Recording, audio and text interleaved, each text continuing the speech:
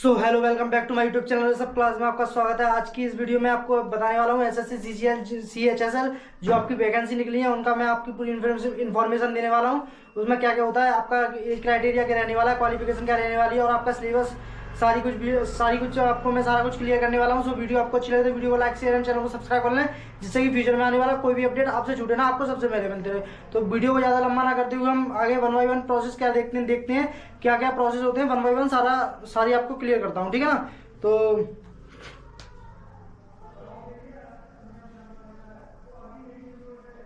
First हम इसमें आपकी जो क्वालिफिकेशन क्या होती है, क्वालिफिकेशन के बारे में हम चर्चा करते हैं। आपकी क्वालिफिकेशन क्या रहने वाली है इसमें।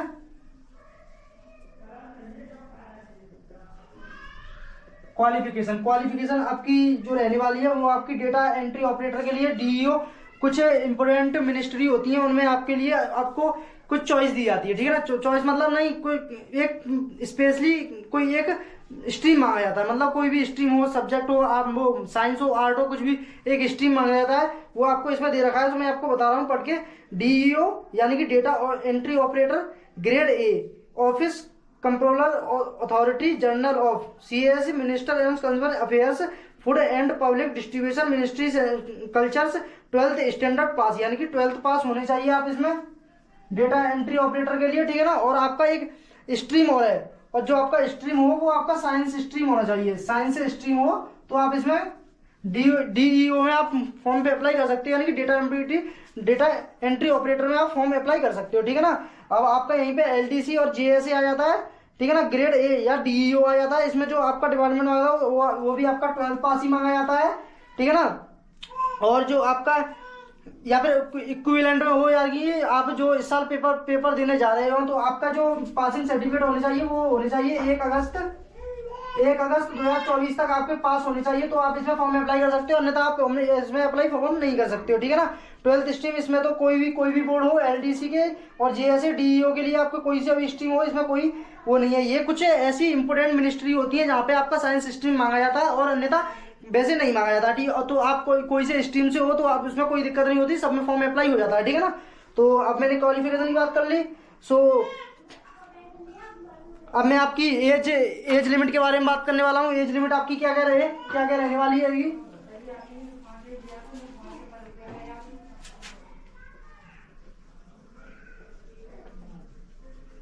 आपकी एज लिमिट आपकी 18 से 27 साल हो तो आप इसमें फॉर्म अप्लाई कर सकते हो। 27 ईयर यानी कि इनके बीच में आपकी एज आती है तो आप इसमें फॉर्म अप्लाई कर सकते हो, या आप 18 से छोटे हो तो आप इसमें फॉर्म अप्लाई नहीं कर सकते, या 27 से आप ज्यादा हो तो इसमें आप फॉर्म अप्लाई नहीं कर सकते हो। और एक और मोस्ट इंपोर्टेंट आपके लिए बहुत प्लस पॉइंट है, वो ये प्लस पॉइंट है ओबीसी के लिए जो आपकी है 3 ईयर का एज रिलैक्सेशन मिलेगा, ठीक है ना। और यहाँ पे एससी और एसटी के लिए आपको 5 साल का एज रिलैक्सेशन मिलेगा, ठीक है ना। और यही मैं आपकी बात कर लूँ, आपकी जो ये उम्र की गणना की जाएगी, उम्र की गणना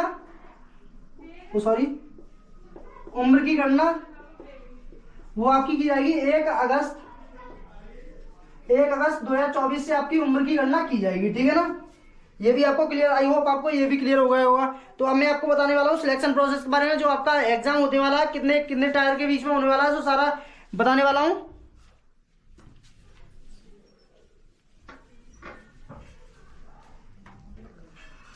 अब है आपका सिलेक्शन प्रोसेस।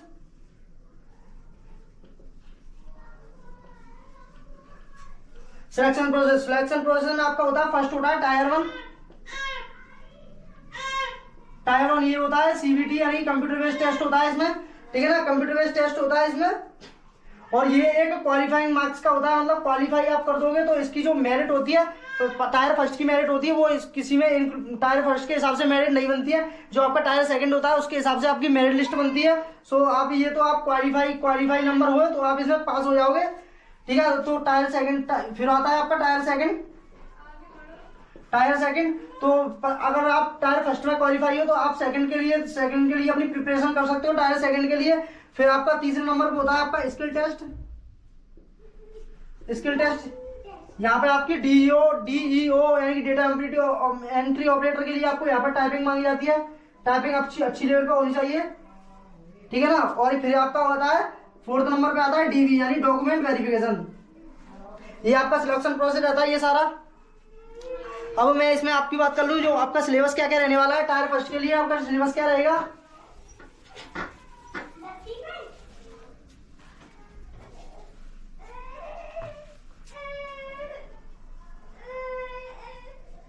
अब सिलेबस की बात करते हैं। सिलेबस में आपका जो टायर फर्स्ट होता है, उसका टायर फर्स्ट का सिलेबस क्या क्या रहने वाला है? टायर फर्स्ट का, ठीक है, टायर फर्स्ट का सिलेबस रहता है, पहला आपका रहता है इंग्लिश लैंग्वेज। इंग्लिश लैंग्वेज में आपके जो क्वेश्चन होते हैं वो 25 क्वेश्चन होते हैं, वो आपके मार्क्स होते हैं 50 नंबर के, यानी कि प्रत्येक क्वेश्चन जो होता है आपका 2 नंबर का होता है। 25 क्वेश्चन दिए जाते हैं, उनके लिए जो टोटल मार्क्स दिए जाते हैं वो 50 मार्क्स दिए जाते हैं। और ठीक है ना, फिर आपका सेकंड नंबर पे जो आता है वो आपका है जनरल इंटेलिजेंस। जनरल इंटेलिजेंस में आपके 25 क्वेश्चन होते हैं, वो भी आपके 50 मार्क्स के होते हैं। और फिर आता है quantitative aptitude, basic arithmetic skill पूछी जाती है इसमें, बेसिक अर्थमेटिक स्किल आती है।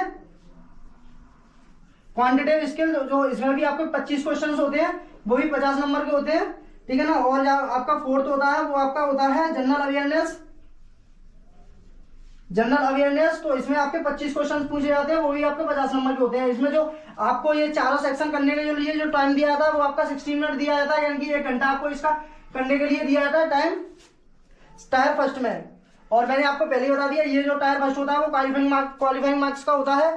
तो इसमें आपको इसके हिसाब से जो आपकी मेरिट होती है वो मेरिट नहीं बनती है इसके हिसाब से। अब हम बात करते हैं आपके टायर सेकंड की बात।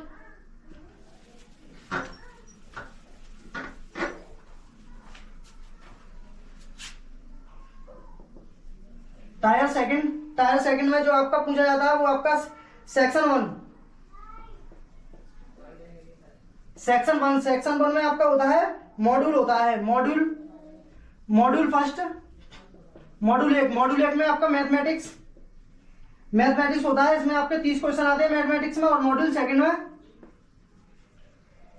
सेकंड में आपका पूछा आपके रीजनिंग के क्वेश्चन आते हैं, रीजनिंग के, जिसमें भी आपके 30 क्वेश्चन आते हैं। जो आपका सेक्शन 1 होता है उसको आपको करने के लिए जो टाइम दिया था वो आपको जो इसके लिए आपके टोटल क्वेश्चन होते हैं वो आपके 60 क्वेश्चन होते हैं। प्रत्येक क्वेश्चन आपका 3 मार्क्स का होता है। तो ये टोटल आपके 180 क्वेश्चन होते हैं, 180 नंबर के होते हैं, ठीक है। 180 नंबर के जो आपको सेक्शन 1 करने के लिए जो टाइम दिया था वो आपको 1 आवर का टाइम दिया था, यानी 1 घंटा का समय दिया जाता है इसको करने के लिए। अब मैं आपको बात करता हूँ सेक्शन सेकंड की। ये टायर सेकंड के सेक्शन सेकंड है ये। इसमें जो आपका मॉड्यूल वन में जिसके क्वेश्चन आते हैं आपको 40 क्वेश्चन आते हैं, वो मॉड्यूल 1 में आपका होता है, वो आपके होता है इंग्लिश लैंग्वेज कॉम्प्रीहेंशन उसके होते हैं। तो इसमें आपको जो क्वेश्चन दिए जाते हैं वो आपको 40 क्वेश्चन दिए जाते हैं। और मॉड्यूल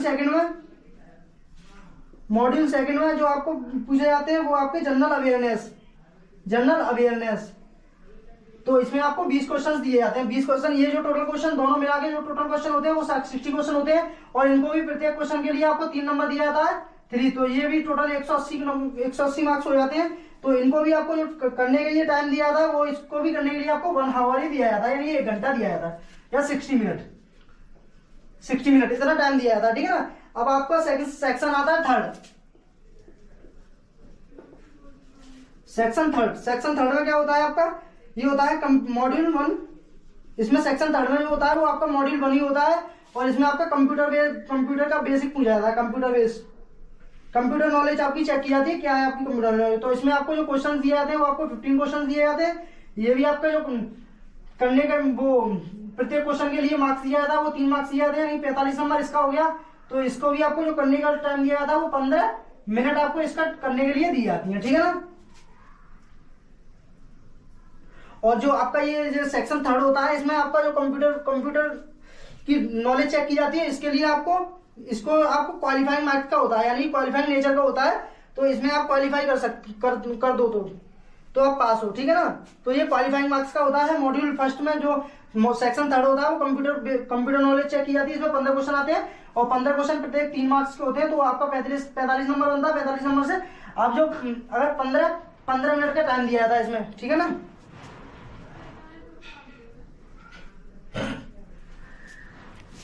तो मैं आपको बता दूं जो सेक्शन थर्ड होता है, सेक्शन थर्ड में आपको जो मतलब आप इसमें कितने मार्क्स ले आए तो आप इसमें पास हो जाओगे सेक्शन थर्ड में, ठीक है ना। तो इसमें मैं आपको बता रहा हूं,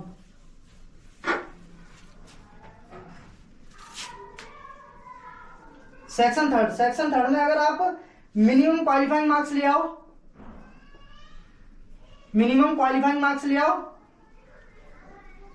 है ना। सेक्शन थर्ड में मैं बताने वाला हूँ। सेक्शन थर्ड में आप अगर यूआर कैटेगरी से यानी कि जनरल कैटेगरी से आते हो तो आप 30% मार्क्स ले आओ, यानी कि 15% का 30% निकाल लीजिए, ठीक है ना। तो कितने क्वेश्चन होते हैं, तो आपका जो टोटल क्वेश्चन होते हैं वो 4 से 5 क्वेश्चन होते हैं। 5 क्वेश्चन इसमें कर दोगे तो आप इसमें क्वालिफाई हो जाओगे जनरल कैटेगरी में, ठीक है ना। अगर यहीं आप ओबीसी या ईडब्ल्यूएस से आते हो, ओबीसी या ईडब्ल्यूएस कैटेगरी से आते हो, ईडब्ल्यूएस कैटेगरी से आते हो तो आप इसमें 25% मार्क्स ले आओ, यानी कि 15 क्वेश्चन में से वो 45 नंबर से जो आप 25% निकालोगे तो आपको कुछ समथिंग आपको पड़ेगा, वो 4 क्वेश्चन पड़ेंगे। 4 क्वेश्चन अगर इसमें कर देते हो तो आप इसमें क्वालिफाई हो, ठीक है ना। अब यहीं पे हम अदर कैटेगरी की, ऑल अदर कैटेगरी की बात कर लें, ऑल अदर कैटेगरी की, तो आप इसमें 20% मार्क्स ले आओ तो आप इसमें क्वालिफाई हो। तो आप 20% मार्क्स आप 3 क्वेश्चन कर दोगे तो इसमें आप क्वालिफाई हो जाओगे, ठीक है ना। अन्यथा अगर इससे कम आते हैं तो आप डिस्क्वालीफाई कर दिए जाओगे, ठीक है ना।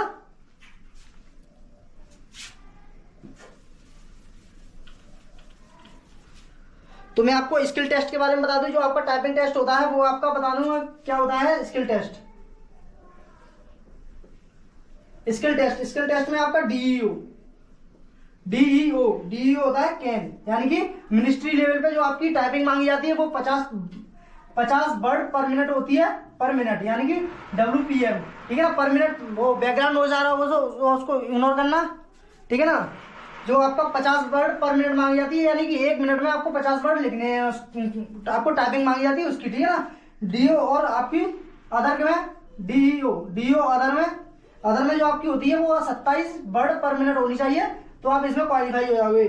अगर यहीं पे हम एलडीसी एंड जेएसए की बात कर लें तो आप इसमें दो सेक्शन में आप दे सकते हो, या हिंदी में दे सकते हो या इंग्लिश में दे सकते हो। हिंदी में आपके हो तो 50-30 वर्ड पर मिनट होनी चाहिए, और आप यही इंग्लिश में देते हो तो यहाँ पे आपके 35 वर्ड पर मिनट होने चाहिए, तो आप इसमें क्वालिफाई हो, नहीं तो आपको डिस्क्वालीफाई कर दिया जाएगा, ठीक है ना।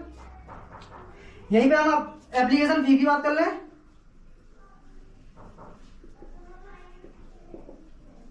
एप्लीकेशन फीस जो आपकी मेल के लिए होती है, मेल कैटेगरी के लिए आपकी फीस मांगी जाती है, वो भी यूआर के लिए।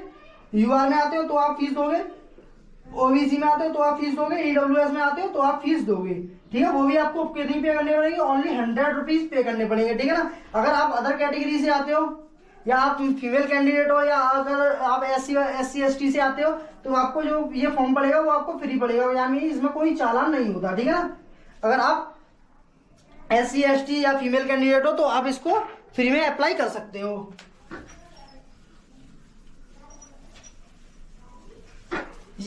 और यहीं पे हम इसकी अप्लाई डेट की बात कर लें।